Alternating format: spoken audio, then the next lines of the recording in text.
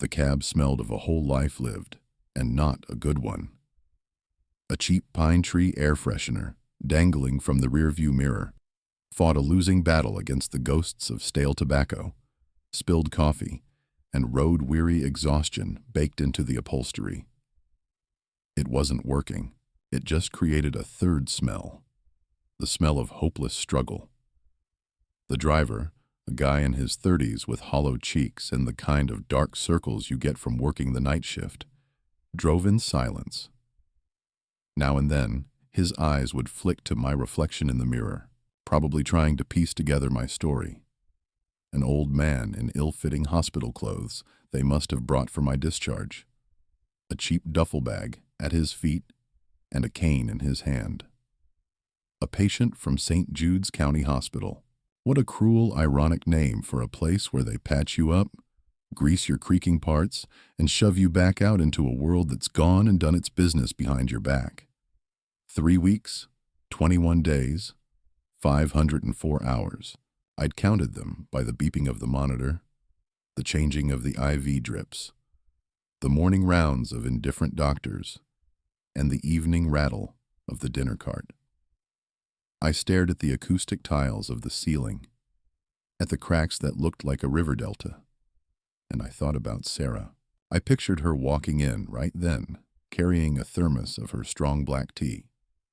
She'd fluff my pillow and give me that wry little smirk of hers. "Well, builder," she'd say, "you can build a house, but you can't get your own heart to run right." I'd just grumble, and she'd laugh. I could hear that laugh so clearly. It was like she was standing right there. Maybe it was the last of the morphine wearing off, or maybe it was just memory. The one thing I'd always figured, they can't take from an old man. Turns out they can take anything. When the cab turned off the highway and onto our street, my heart, still not used to a normal rhythm after the surgery, gave a painful, frantic leap. There it was, the old oak tree on the corner, where Michael skinned his first knee on his bike. There was the fire hydrant that Julie, as a little girl, used to call the Little Red Iron Man. I knew every crack in that asphalt, like the lines on my own hand. I'd even helped the city crew patch the potholes myself once, so the kids would have a smooth ride for their roller skates. The car slowed. I leaned forward, scanning down the street, searching for the familiar shape. My house. The roof with the weather vane still listing a little to one side from that hurricane 10 years back. The 2 windows on the second floor like a pair of eyes looking out at the world. The wide front porch. But something was wrong. The picture didn't line up. The first thing to hit me was the car in my driveway, where for 40 years my old, beat-to-hell but solid as a rock, Ford F-150, Old Faithful, I called her, was always parked, sat a foreign gleaming soulless SUV, black as a hearse.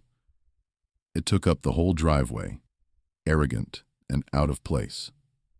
The second thing, the rocking chair. It was gone from the porch. The one Sarah and I had bought at a flea market for $5 when she was pregnant with Julie. I'd sanded it down, refinished it, and it became our family throne. On summer nights, we'd sit there, drinking iced tea and watching the fireflies dance over the lawn. It was gone. The empty space it left screamed louder than any noise. And the third thing, the thing that made the air freeze in my lungs, the roses, Sarah's roses, an entire wall of lush, fragrant flowers she'd planted, nurtured and babied like a third child. Whites, pinks, deep reds. They were the signature of our house. They were gone. In their place was a stretch of freshly turned, ugly, dark earth, like an open wound in the yard. "Here we are. That'll be $32.50, sir." The driver's voice pulled me out of the fog. I counted out the money in silence, my fingers stiff and clumsy, like they belonged to someone else. The cab door slammed shut with a cheap, tinny sound. I leaned on my cane and got out. My legs were trembling beneath me, but it wasn't from the weakness of surgery. It was the tremor of a foundation giving way. And in that moment, the front door opened. Not my old, solid oak door, but a new one. Plastic, white, and as sterile as a hospital room. Michael stepped onto the porch. My son, my firstborn. The boy whose first cry had been the signal that it was time for me to start building this fortress. He was wearing a sharp suit that looked like it belonged in a boardroom. Not on this porch. His eyes darted around, unable to land on anything. He wouldn't look at me. "Dad." His voice was quiet, almost pleading. He started down the new foreign steps. You're early. They told us you weren't getting out till tomorrow." I couldn't speak. The words were a hard lump of dust and pain and confusion in my throat. I just stared past him, at the desecrated face of my life, at the spot where a young apple tree used to grow, the one the kids built forts under. That was gone too. Just a neat, round stump. "Dad, please, just listen to me." Michael came closer. He smelled of expensive cologne, some mix of sandalwood and success. I smelled of antiseptic. "We had to. We sold the house." The words didn't land like a thunderclap. They seeped into me, a slow-acting poison. Sold. The house. My brain refused to assemble the phrase into a coherent thought. You sell a car. You sell an old couch. But how do you sell Sarah's laugh, which felt like it had soaked into the very drywall? How do you sell the pencil marks on the kitchen door frame, where we'd track the kid's height? How do you sell the ghost of her apple pie? We sat down, Julie and I, and we talked it all through. We decided this was for the best, he rattled on, seeing my stone-faced silence. "Look, it's just too much for you now anyway. You need constant care, someone looking out for you. We found you a great place, a facility called The Golden Years. Think about it. Doctors on call 24/7, 3 meals a day, no lawn to mow, no leaky roofs to fix. You don't need this house anymore, you see. It's too big, too much trouble. You don't need it anymore." That line, "You don't need it anymore," sounded like a sentence being handed down. Not by a judge in a black robe, but by my own son in an expensive suit. I finally looked up at him. There was no malice in his eyes, no hatred. It was worse. It was a practical, businesslike pity. The kind of pity you have for an old tool that's done its job, but is now just taking up space in the garage. In that instant, I knew with a chilling clarity, this wasn't my boy, the one whose bike I'd fixed and whose stories I'd read at night. This was a man in charge of asset disposal, and the primary asset being disposed of was me. I didn't say a word. There were no words big enough to describe the black hole that had opened up in my chest. The scar from my surgery felt warm compared to this spreading internal ice. I turned slowly, deliberately. Ignoring the hand he half extended, I hobbled across the street and sat down, right on the cold concrete curb, planting my cane beside me. The cab was already gone. Michael was yelling something behind me. Excuses, explanations, something about money, about the future, about, "You'll thank us for this later." I didn't listen. His voice was just noise, like static on the radio. I looked up at the sky. It was serene. A pale blue canvas, without a single cloud, exactly the same as it had been that day, 40 years ago, when I first broke ground with a shovel. It was endless, peaceful, and completely, utterly indifferent to it all. If I'd known then that getting old means turning invisible to your own kids, I thought, with a detached, bitter irony, I'd have bought myself an old boat and sailed to hell and back, not wasted my life building them roots. But when you're 30, you don't think about betrayal. When you're 30, you're full of the beautiful, stupid confidence that the love you give builds something that lasts forever. I built them a house. They left me on the curb. The drive to Tranquil Harbor was suffocating. Michael gripped the wheel of his glossy SUV, pretending to be intensely focused on the road, though we were on the nearly empty streets of the outskirts. I sat in the passenger seat, staring out the window as the town I knew like the back of my hand bled into a bleak, industrial landscape. Tidy houses with manicured lawns gave way to warehouses fenced in with chain link, auto body shops, and finally, a gravel road that led to nowhere. Tranquil Harbor. The wooden sign, crudely lettered and nailed crookedly to two posts, was faded and peeling. The name was a cruel joke. There was no tranquility here, just the constant low drone of the nearby highway. And it sure as hell wasn't a harbor. It was a dry dock, a place where they sent decommissioned ships to rust. The aluminum trailers, lined up in tight, depressing rows like tombstones, gleamed under the sun. Each had a small patch of packed dirt, a plastic chair, and more often than not, a propane tank standing guard like a sentry, a constant reminder of the temporary, fragile nature of this existence. Michael pulled up to one of the tin cans, identical to dozens of others. Unit 14B. Here we are, Dad. This is your spot now. My spot? He said it like he was handing me the keys to a country estate. We got out. The air smelled of propane, dust, and something sour. Michael unlocked the thin aluminum door and stepped inside, motioning for me to follow. I crossed the threshold. The first thing that hit me was the smell. The smell of cold plastic, cheap linoleum, and stale, trapped air. It was the smell of a place where no one lived. Inside it was cramped and miserable. A tiny coffin-like space, divided into zones. To the left, a kitchenette. A small sink, a single hot plate, and a refrigerator the size of a nightstand. Straight ahead, a narrow bed, made up with a new, scratchy-looking blanket.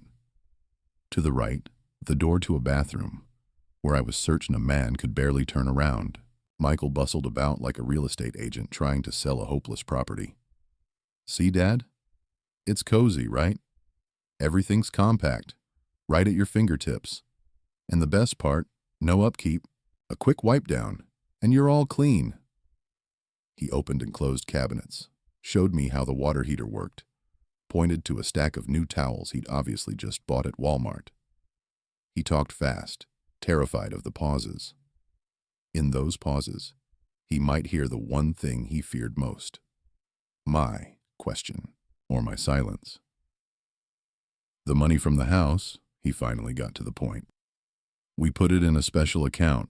We'll pay the rent for this place, your groceries, other expenses out of it. We had to take some of it, of course. Well, you understand, Dad.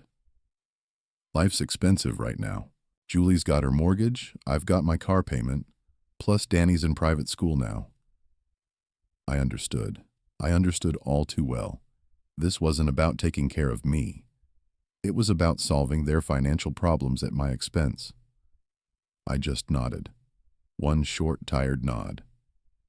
It was all he was waiting for. His face relaxed, his shoulders sagged. Mission accomplished. He'd gotten my silent approval. Well, I should get going then, he said, moving toward the door with visible relief. He gave my shoulder an awkward pat. The gesture, which in another life might have been a son's support, now felt like a final shove. You get settled in. I'll call you in a few days. The door latched behind him. The sound was thin and pathetic, like a pebble hitting a tin can.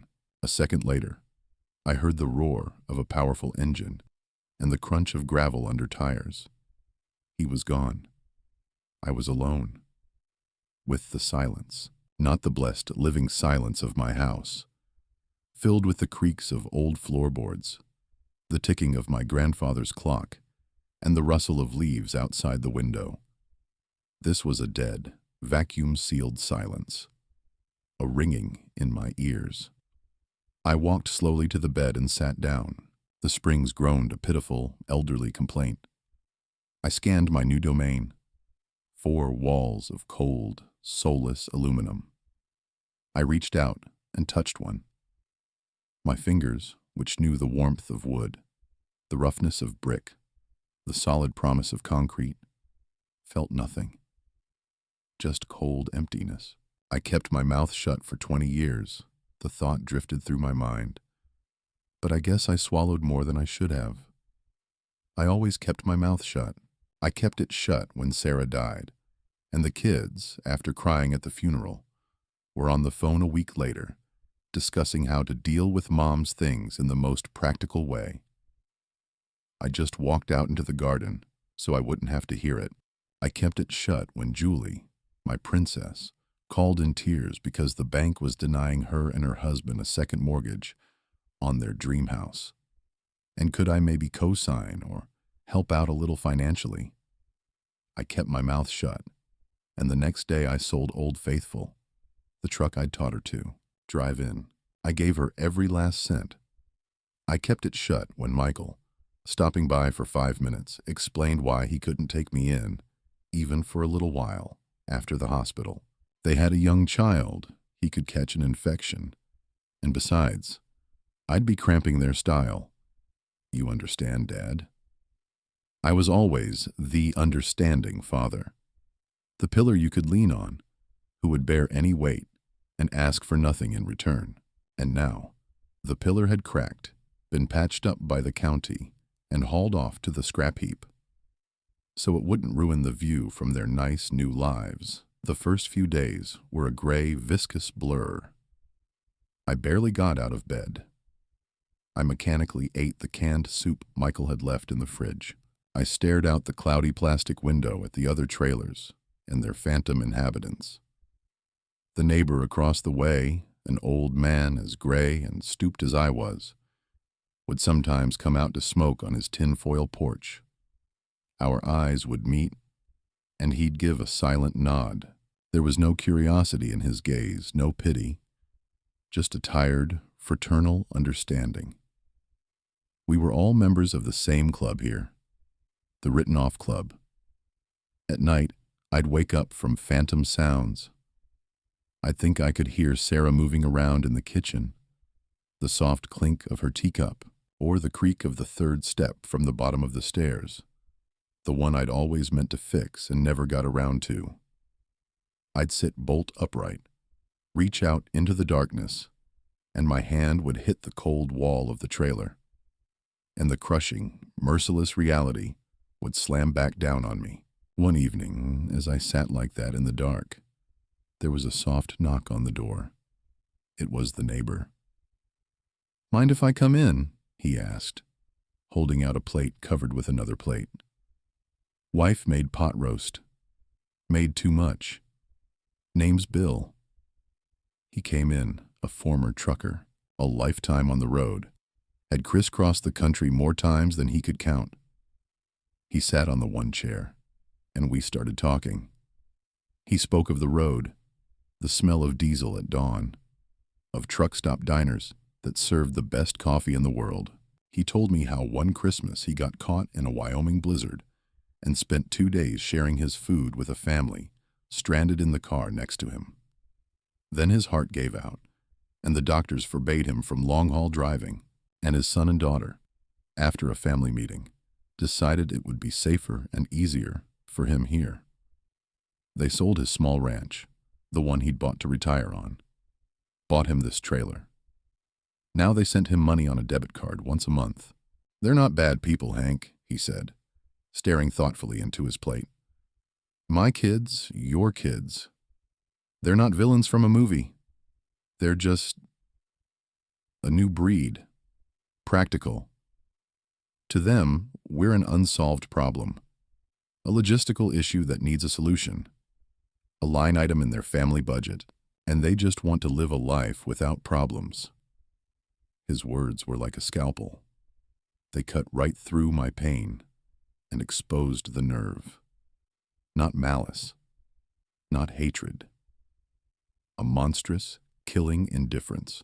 And that evening, in the company of this stranger, who felt more like family than my own blood, for the first time in those endless weeks, I felt something other than dull pain. I felt anger, a cold, clear anger, sharp as a January morning, not at them, at myself, for letting it happen, for digging my own grave with my silence.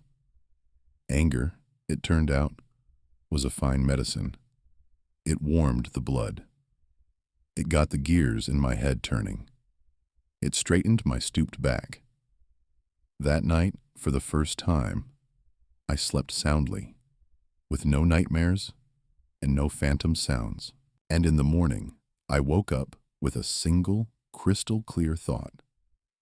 My story wasn't over. A man who holds a hammer can always start building again, even if he has to start from the ruins. Memory isn't a film that plays in your head.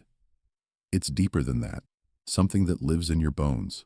It's in the calluses that never quite softened on my palms.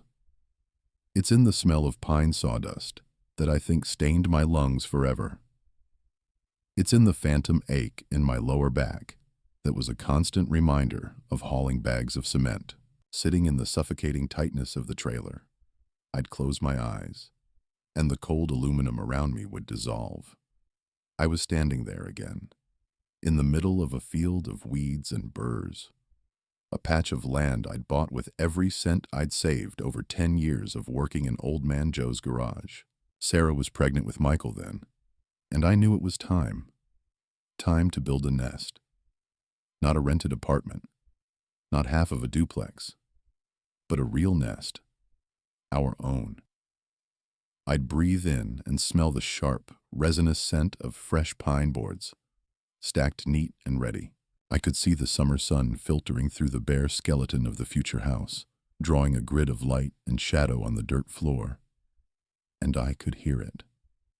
Oh, I'll never forget that sound. The solid, confident, promise-filled thud of my hammer. Thwack. The first nail sinking into a thick foundation beam. Thwack. The second. Every single swing wasn't just a mechanical action. It was an oath. An oath I was making to my wife, to my unborn son. An oath that they would have a fortress, a place where the wind wouldn't blow through the cracks, where the roof wouldn't leak, where they would always be warm and safe. A place that would be theirs, always. I wasn't a professional builder. By day, I was up to my elbows in grease, messing with carburetors and transmissions, listening to the roar of engines. But at night, I became an architect. I read thick, dusty books on construction that I checked out of the library. I wasn't too proud to ask for advice from the old-timer carpenters who came into the garage. And every evening, after scrubbing the grease from my hands, I'd get in my pickup and drive out to my piece of land. And I would build, by the light of the setting sun, and then by the light of a single bulb hooked up to a generator. I'd build until my back was screaming and my hands were raw and bleeding. It was a sacred ritual. I'd walk on the bare earth inside the perimeter of the foundation, and I could see it all, down to the last detail. Right here, by this future window, the kitchen table would go. Sarah would roll out the dough for her famous apple pie, and the smell of cinnamon and baked apples would fill the whole house. Over here, in this corner, we'd put a big Christmas tree, all the way to the ceiling, and Michael and Julie, who was born 2 years later, would shriek with joy as they tore the wrapping paper off their presents. And on the second floor would be their rooms, with windows facing east. I designed it that way on purpose, so the morning sun, not my voice, would wake them up for school. When I had the walls and roof up, Sarah and I had our first party in the new house. We brought a couple of hot dogs, a bottle of cheap red wine, and an old transistor radio. We built a little campfire right there on the dirt floor of the future living room, and we danced to the crackle of static and some soulful song about love. Our shadows, huge and distorted, danced on the bare studs and rafters. We were young, we were deep in debt, but we were absolutely, completely happy. We felt like we weren't just building a house. We were building an entire universe. It was then that Sarah brought the rose bushes. Little, scraggly-looking twigs in pots. "A house without flowers is just a box, Hank," she'd said. And while I was grunting and hauling bricks for the facade, she was on her knees, digging in the dirt by the future front porch. Her hands, usually so delicate, were caked with dirt. She talked to those roses, coaxing them to take root, promising them sun and water. And they listened to her. Every summer, they would explode in a riot of color, turning our humble porch into a paradise. The scent of those roses became the scent of our home, of our happiness. Now, it's just raw, violated earth. Every inch of that house held a story. That deep gouge in the oak floorboard in the hall, that was 7-year-old Michael deciding he was a race car driver and riding his bike through the house. That tiny, almost invisible fleck of turquoise paint on the windowsill in her bedroom. That was 5-year-old Julie trying to paint a mermaid on the glass. I was going to scrape it off, but Sarah grabbed my hand. "Don't you dare. It's a fingerprint of her childhood. Let it stay." And the front door. Oh, that door was my masterpiece. I made it myself, from solid oak that an old farmer sold me for cheap. I planned it, sanded it, stained it over several weeks. It was heavy, solid, like the door to a fortress. And when the house was nearly finished, one evening I took out a set of carving tools and I carved our initials into it. H.S.M.J. I didn't just carve the letters. I wove them together into a single, unbroken design, the symbol of our family. I can still remember Michael's and Julie's small, chubby fingers tracing the grooves in awe. "Daddy, is that us? Does it say us?" Julie would ask. "Yes, sweetheart," I'd answer. "That's us. Together. Always." I didn't put my savings into that house. I put my heart into it. All my energy. My best, strongest years. My dreams. Every nail I drove, every brick I laid was soaked with my sweat and my boundless love for my family. I wasn't building square footage. I was building roots, a legacy, a place of strength. And they came with power tools and put it all up for auction. The silence of the trailer pulled me back to the present. I opened my eyes. On the table in front of me, like a bitter reminder, was a crumpled pharmacy receipt that had fallen out of an old jacket pocket. For Sarah's medicine. The last, most expensive kind. I remembered those months. I worked double shifts at the garage and took on any side job at night to pay for the nurses, the doctors, those damned expensive vials. The kids were already living their own lives then. They'd call once a week. "How's Mom? How are you, Dad? Hang in there. We're just swamped at work. The baby's sick. We're renovating." I hung in there.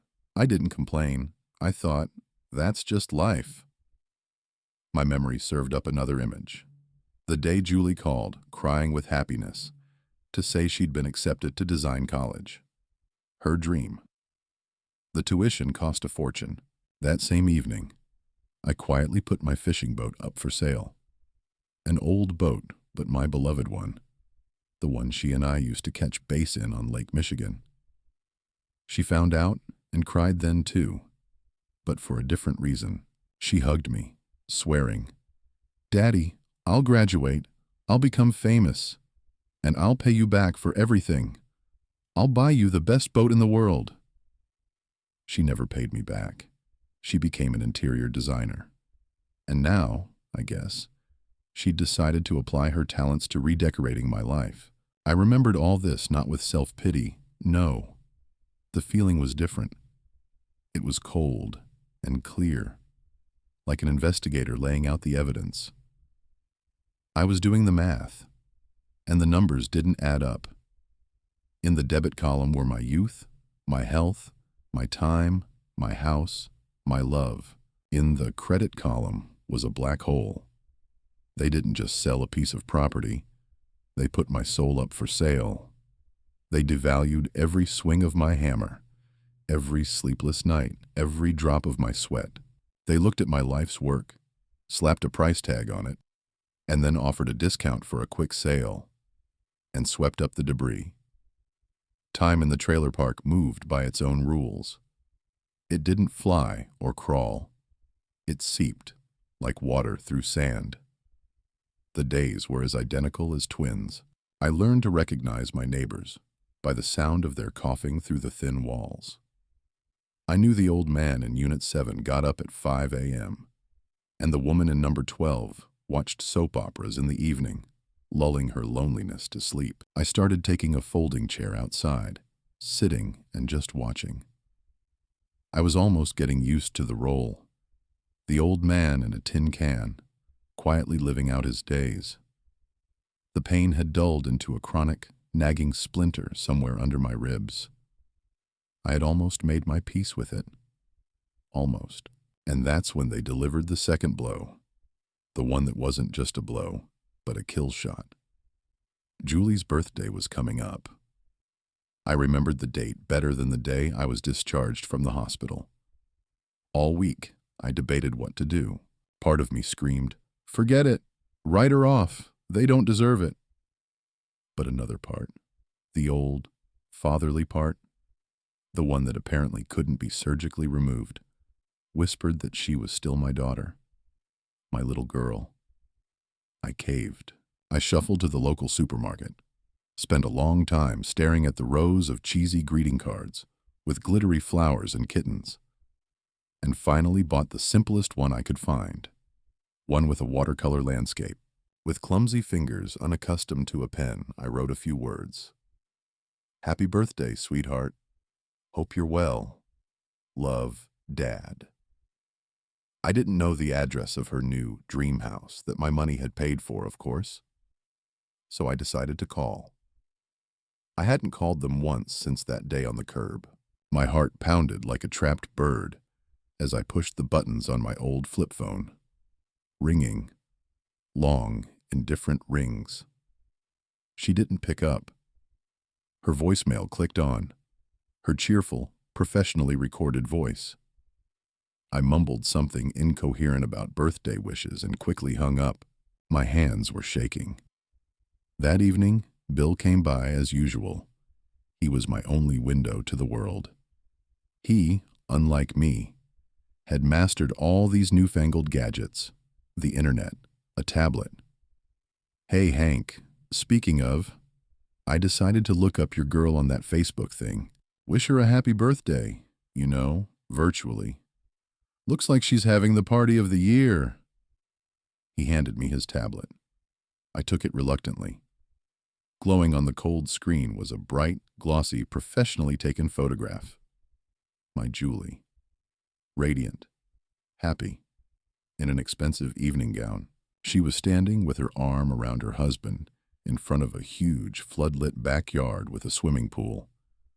All around them were dozens of well-dressed, laughing guests, waiters with trays, string lights, and the caption.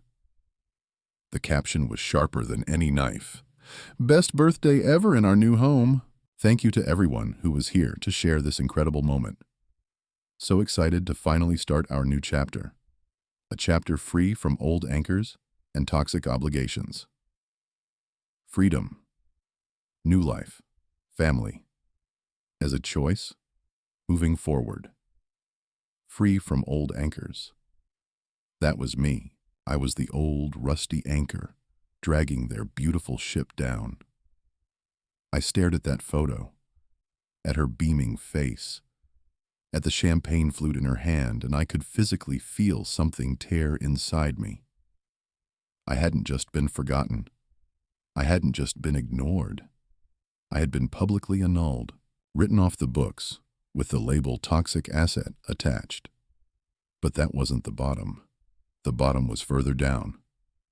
Bill, in his good-natured ignorance, swiped the screen, and there was a video, a short little clip made for TikTok. The poster was my eldest grandson, Danny. The video, set to some cheerful, idiotic, bouncy music, showed the kitchen, my kitchen, in my house.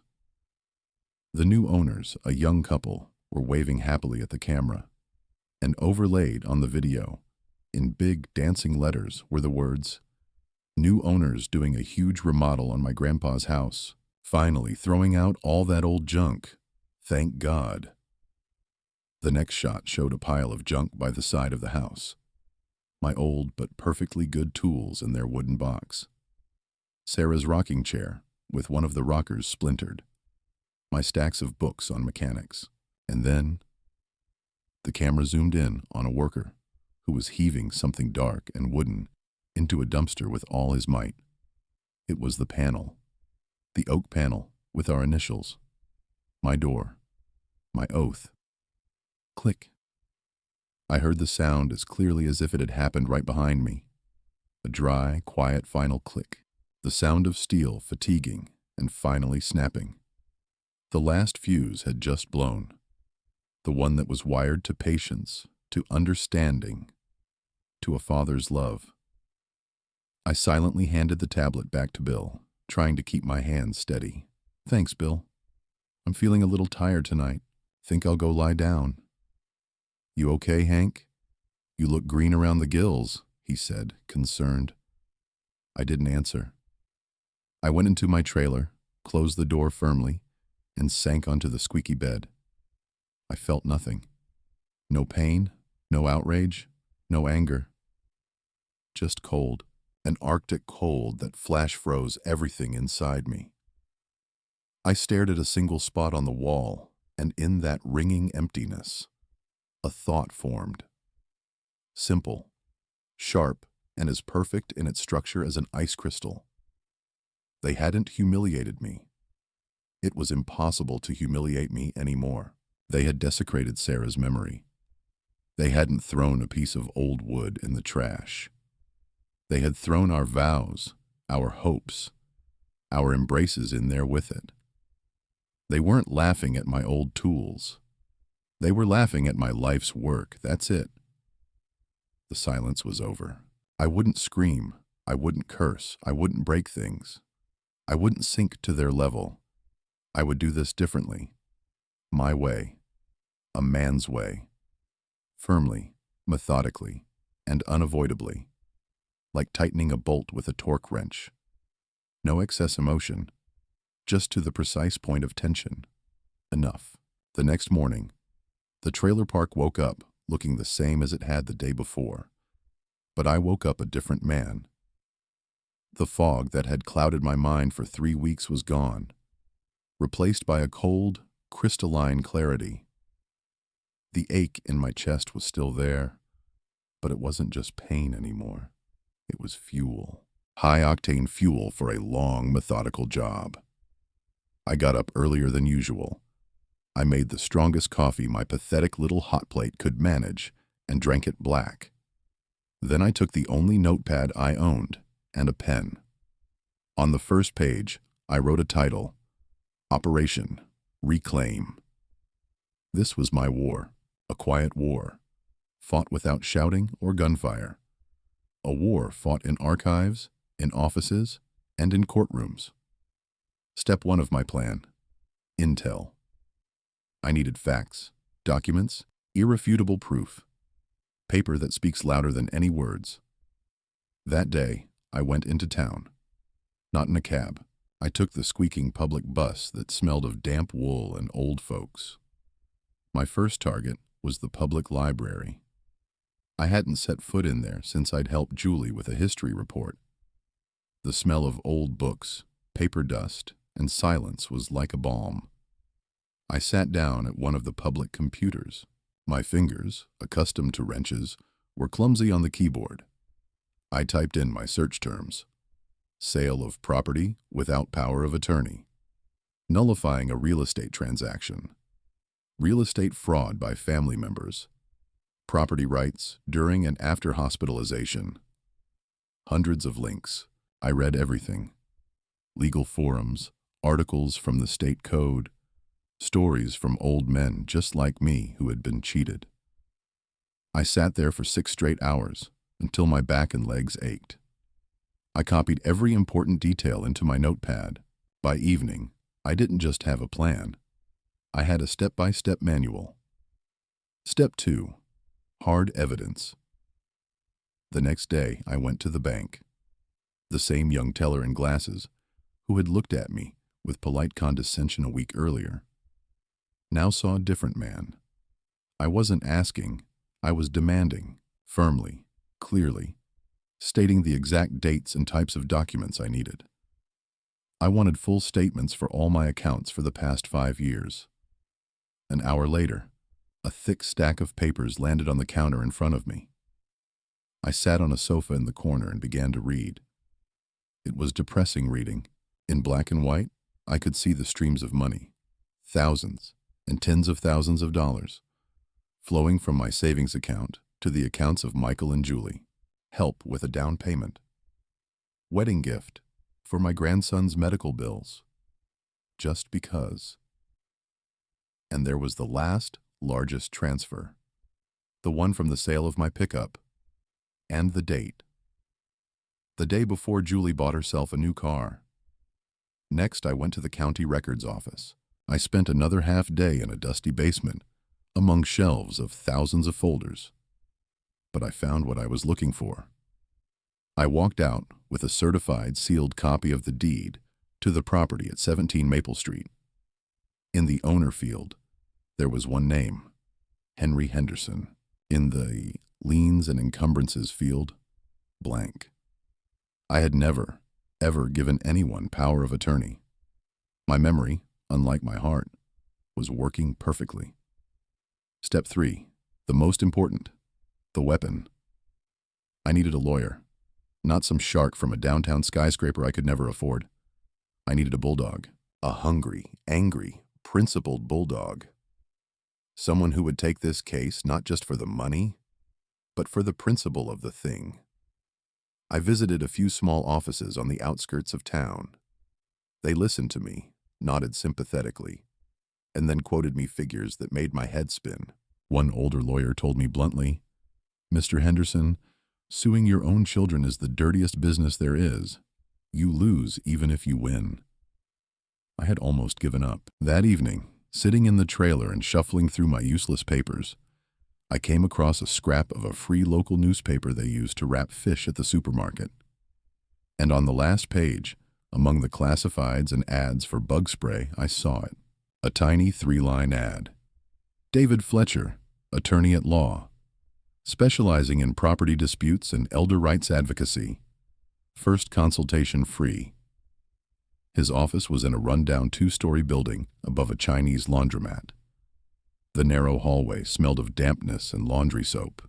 The office itself was a tiny room, buried in folders up to the ceiling. Behind a desk barely large enough for an old computer sat the man himself.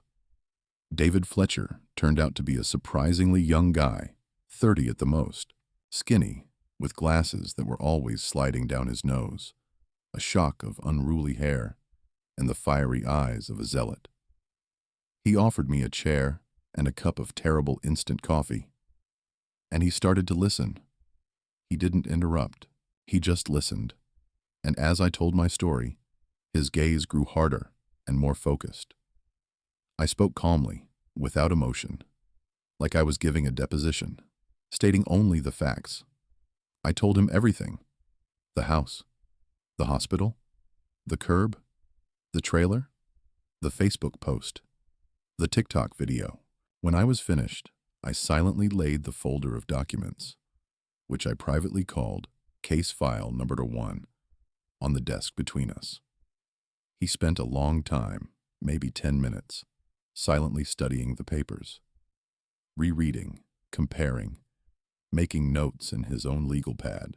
Then he took off his glasses, wiped them on the edge of his shirt, put them back on, and looked me straight in the eye. "Mr. Henderson," he said, his voice quiet, but ringing with steel, "what your children did isn't just a family drama. From a legal standpoint, it constitutes a crime. The article is fraud in an especially large amount. The sale of real estate without a notarized power of attorney from a competent owner is a void transaction and will be annulled by a court." "That's what I figured," I said evenly. "But be prepared," he warned. "This is going to be dirty, very dirty. Their lawyer will argue that you're incompetent, that you were hallucinating after the surgery, that you're a danger to yourself. They will call your doctors to the stand.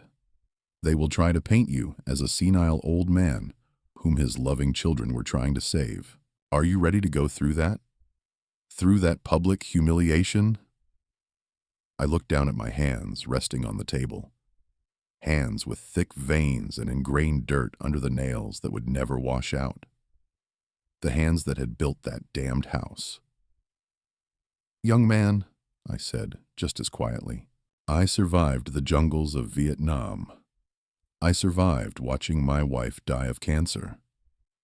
I survived 2 open-heart surgeries where they sawed me open like a log. I think I can manage to survive a conversation with my own children in front of a judge." A predatory gleam flickered in David Fletcher's eyes. It was the look I had been searching for. The look of a bulldog who had just caught the scent. "Excellent, Mr. Henderson," he said, and reached his hand across the desk. His handshake was surprisingly firm. "We're filing a lawsuit, and I promise you, we will tear them to shreds." When I walked out of his office, it was already dark. A cold, fine rain was falling. But for the first time in weeks, I wasn't cold. A fire was starting to burn inside me. I was no longer a victim. I was the plaintiff. The day of the hearing was gray, cold, and featureless. The perfect backdrop for the drama that was about to unfold. I wore my only decent suit, the one that had been hanging in a garment bag since Michael's wedding. It was noticeably too big for me now, hanging on my thinned-out shoulders like it was on a hanger. When I looked at myself in the trailer's cloudy mirror, I saw not myself, but a different, worn-out old man. But in that old man's eyes, there was a hardness I hadn't seen in myself for many years. David Fletcher was waiting for me at the massive doors of the courthouse. He was in a sharp, though inexpensive, suit, and looked coiled and dangerous, like a compressed spring. He didn't offer any cheap words of encouragement, just gave my hand a firm shake and a nod. "It's time, Hank." The courtroom was tall and echoing, paneled in dark wood. It was designed to feel oppressive with its formality and indifference. A few newspaper reporters sat in the gallery, drawn by the salacious nature of the case. Father sues children over house. And on the other side, next to their slick $1,000 suit lawyer, sat Michael and Julie. They wouldn't look at me. Julie kept dabbing at her eyes with a lace handkerchief, though there were no tears on her face. Michael stared at a fixed point on the wall, his jaw clenched tight. They both looked like the victims, wronged, unjustly accused. They were masters of their craft. The proceedings began. Their lawyer, a Mr. Harrington, spoke for a long time, smoothly and persuasively. He painted a truly heartbreaking picture for the judge, an older woman with a wise and tired face. Here were 2 loving, devoted children. Here was their father, a working-class hero, a strong man who was, tragically, broken by a serious illness and a difficult surgery. He had become forgetful, disoriented, confused his days, left the gas on. He almost started a fire once. This was a bald-faced lie, but it sounded convincing. The huge old house had become a trap for him, dangerous and lonely. And so, with heavy hearts, they had taken the difficult but only responsible step. They had sold the house to use the proceeds to provide their father with a safe, comfortable old age in the best nursing facility in the state, with around-the-clock medical care. They had acted purely out of love. To corroborate this, he called Dr. Adams, my attending physician from the hospital.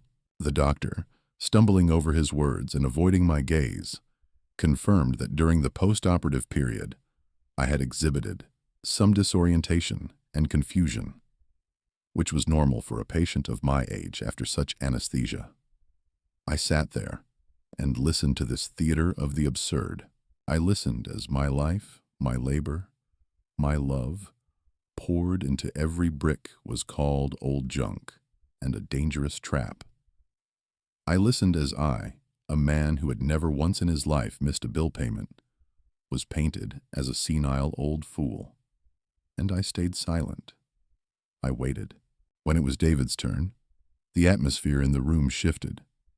He moved slowly, spoke quietly, but every word was a precision strike. He didn't play on emotions. He operated on facts. "Mr. Henderson," he said to Michael, who had taken the stand, "you claim you were acting in your father's best interests, but when you decided to sell his house, did you obtain his written notarized permission?" Michael hesitated, glanced at his lawyer. "Well, no, but as I explained, he wasn't in a state to be making decisions." "Mr. Henderson, please answer the question. Yes or no?" "No," Michael squeezed out. "Very well. Moving on." "Mrs. Adams," David said, turning to Julie, who was now in the witness box, "you stated that all the money from the sale of the house was intended to pay for your father's care. Can you provide the court with a contract from the Golden Years facility, or any checks for payment of its services?" Julie turned beet red. We were just about to arrange all that. The money was in a special account. We were waiting for the right moment." "In your personal account?" David asked softly. And at that moment, his assistant placed a stack of bank statements in front of the judge. "The same account from which, 2 days after the proceeds from the house sale were deposited, your mortgage loan was paid off in full for the amount of $157,000. Was that the right moment?" A dead silence fell over the courtroom, broken only by Julie's choked gasp. Harrington jumped to his feet, shouting something about irrelevant to the case, but the judge silenced him with a wave of her hand. David continued his methodical assault. He presented the court with the certified copy of the deed, my bank statements from the last 5 years, clearly demonstrating who had been helping whom their entire lives. And then he did something no one expected. "Your Honor, the defense would like to present one final piece of evidence. It is not a legal document. It is just a piece of old wood." The assistant brought it into the courtroom and placed it on a special stand before the judge's bench. My oak panel. I had gone back for it that night. I couldn't leave it there in the dumpster, among rotting vegetables and old newspapers. I brought it back to the trailer. It had stood by my bed this whole time. On this piece of oak, Your Honor, are 4 carved initials, woven into a pattern. H for Henry, my client.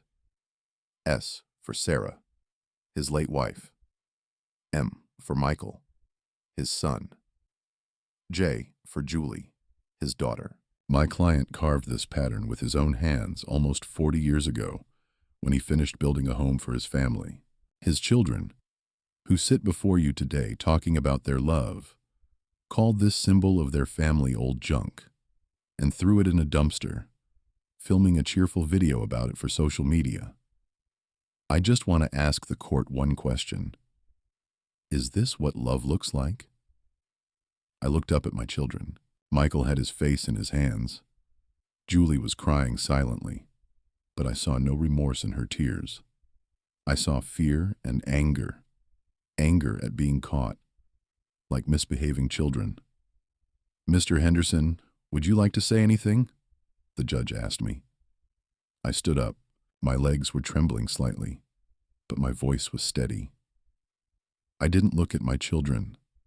I looked directly into the tired, wise eyes of the judge. "Your Honor, I didn't build that house for myself. I built it for them. Every nail I drove was a promise that I would always protect them." "I guess I did a poor job of that," someone in the gallery snickered.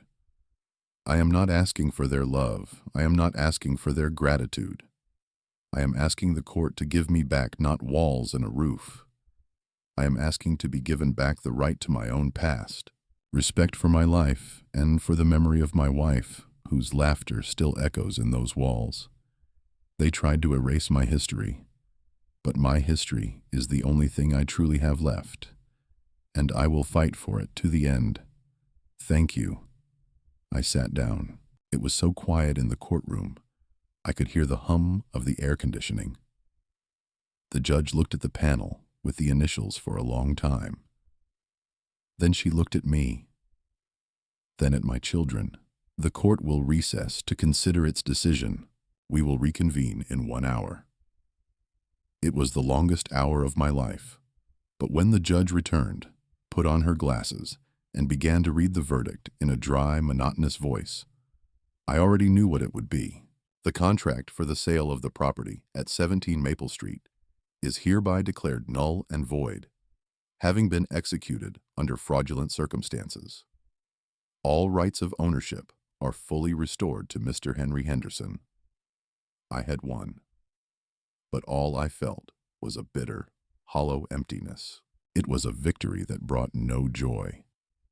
After the judge left the bench, the courtroom erupted in a low roar.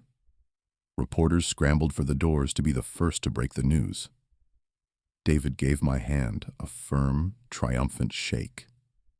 I could see the victory in his eyes, but all I felt was a bottomless exhaustion. They were waiting for me at the exit. Michael and Julie. Their expensive lawyer, after shooting me a look of pure, undisguised hatred, had already disappeared.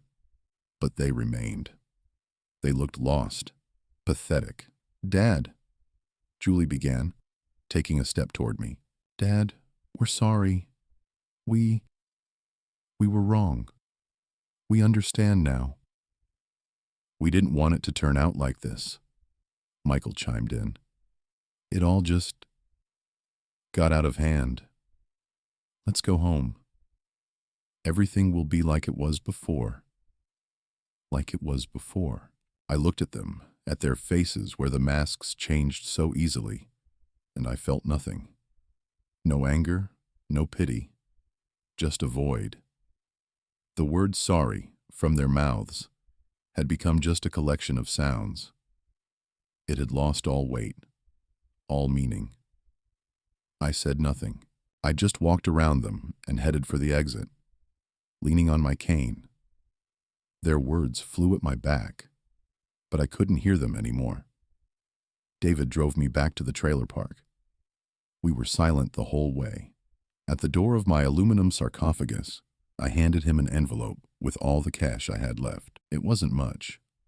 "No, Hank," he said, gently pushing my hand away. "I told you. This story is my fee.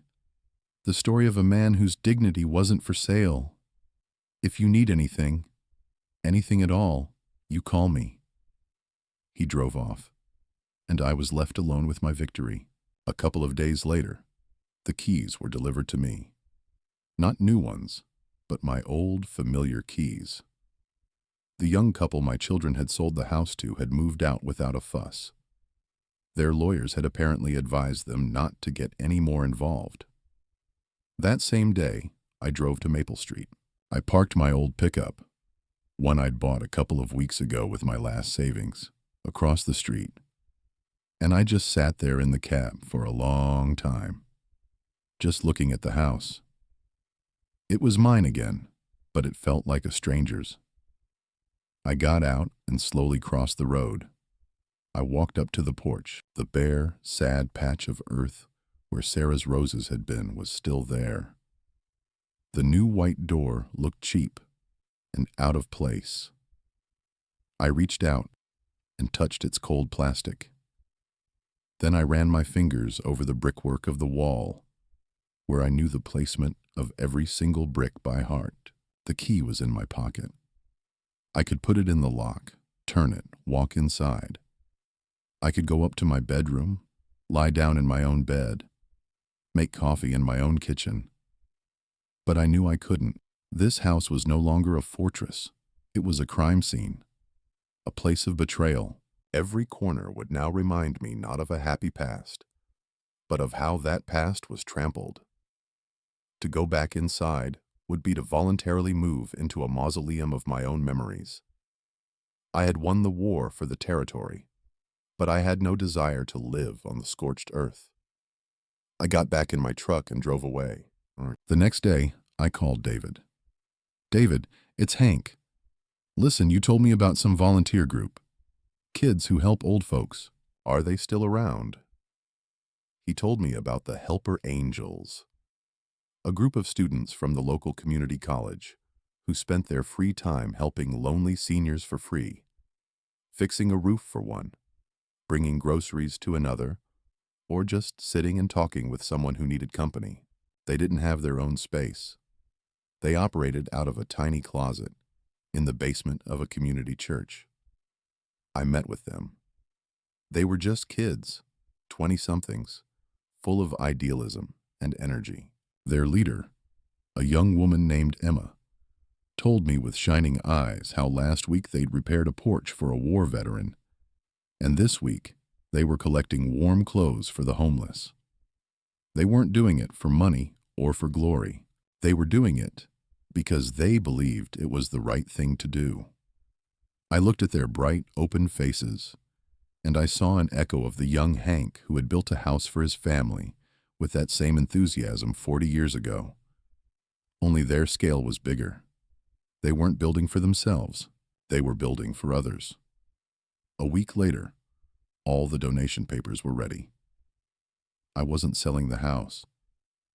I was giving it away, giving it to these kids so they would have a headquarters, a storage space, a place where they could gather, a place of strength.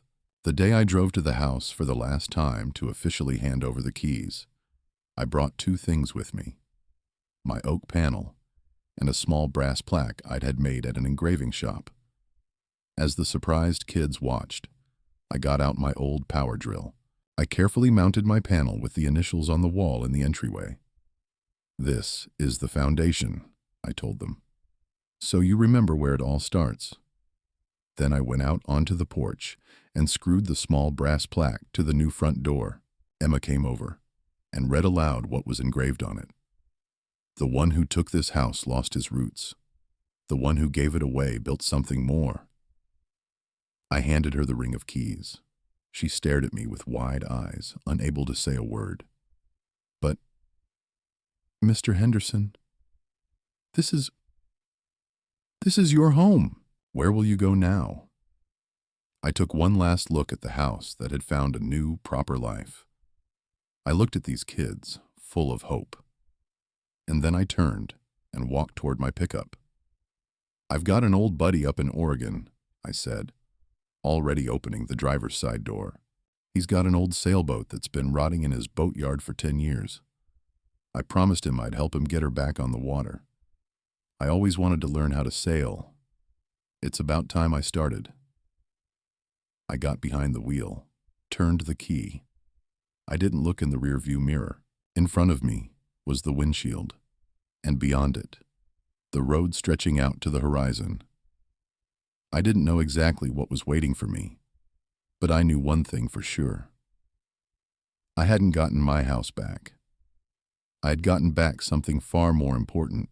I had gotten back the right to decide for myself where my harbor would be, and the right to build it again with my own two hands.